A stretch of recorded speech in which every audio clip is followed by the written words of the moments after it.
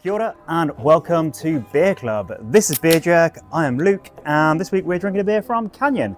It is Wild Thing, a cold IPA. So this week we all need to cast our minds back to the year 2018. Cheers. Which is a very important year in the history of this beer. It was the year that Canyon was founded.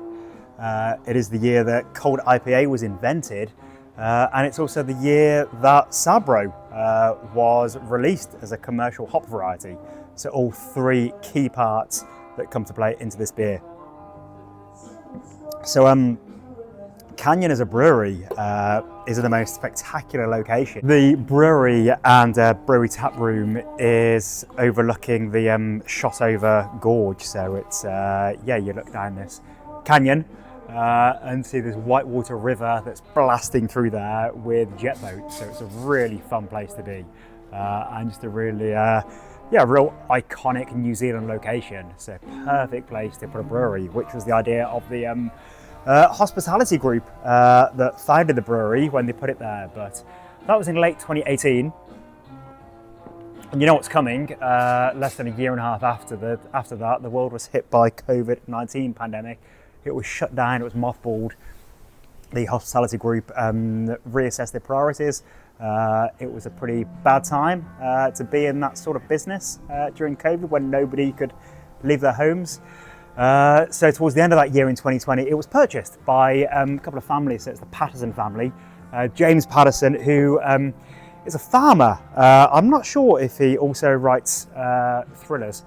But from a farming family, and in fact I was reading that he's growing a lot of the barley that's getting used in their beer, so really awesome to have that sort of Otago cyclical input in the beers, and also working with Garton hops that are quite local to Queenstown, so they've been doing some really, really cool stuff in recent years. But anyway, and James's partner Jane, who seems like she's a bit of a hospitality mogul and investor, and involved with all sorts of hospitality businesses. So good combination. They partnered with guy Jimmy Nicholson, who is a bit of a hospitality legend down in Queenstown.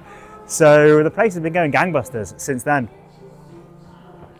But going back once more to 2018, there was a bloke called Kevin. Kevin Davey was a brewer at Wayfinder in Oregon, and I read an interview with him. He said he wanted to make a more West Coast IPA. So I suppose what he's talking about there is, if you look at the spectrum of kinds of beers, from clear and bitter to hazy and not bitter, you have the West Coast versus East Coast.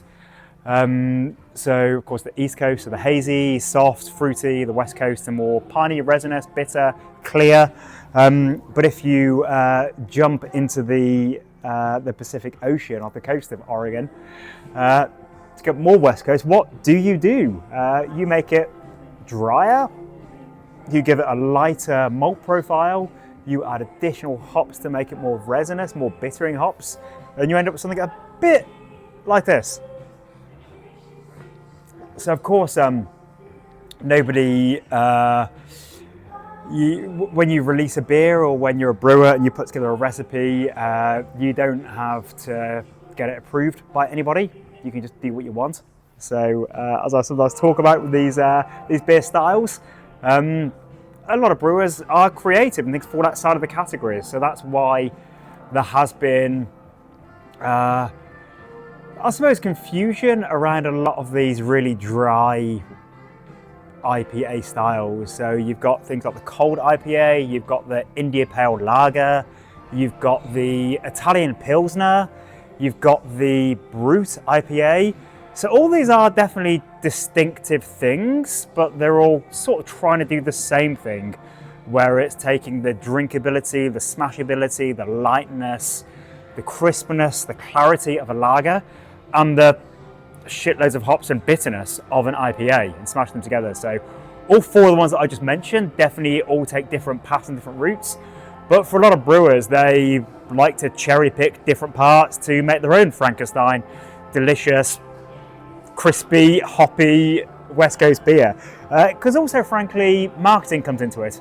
And drinkers like to buy a thing that is called IPA more than they like to buy a thing that is called a lager when they're craft beer drinkers expecting something hoppy like this. So that's why that is, I suppose, cold IPA has become more popular as a word you might use. Anyway, it's a beer that is fermented with a lager yeast, and it is fermented warm. So lagers are generally, lagers are fermented with lager yeast and fermented cold. So according to old Kevin at Wayfarer, you took your lager yeast, you fermented it warm, and you would give it a lager malt base. So generally that would be an adjunct to lager malt base. So when I'm talking about adjunct, I'm talking about things like corn or rice, effectively. So those things that you have to make a beer super dry, super light-bodied, super crisp. So you get 25% plus of those adjuncts. That is not the case here. I was just reading the back of the can and it contains wheat, which is sort of the opposite to that. So rather than having a beer that's the cold IPA, super crisp, super light, super clear beer, there's some wheat in here, so you haven't got that complete clarity. Brewers add wheat to a beer to give you head retention is a key reason, which is important in a beer because that's where the aroma is kept, those popping bubbles that keep popping under your nose and give the aroma, which is a huge part of how you experience any food or drink. But also a little bit of body, a bit of mouthfeel. So this is an example of a cold IPA. It is definitely lovely and bitter and West Coast vibes, but also it's probably more crowd pleasing that it does have a bit more mouthfeel to it.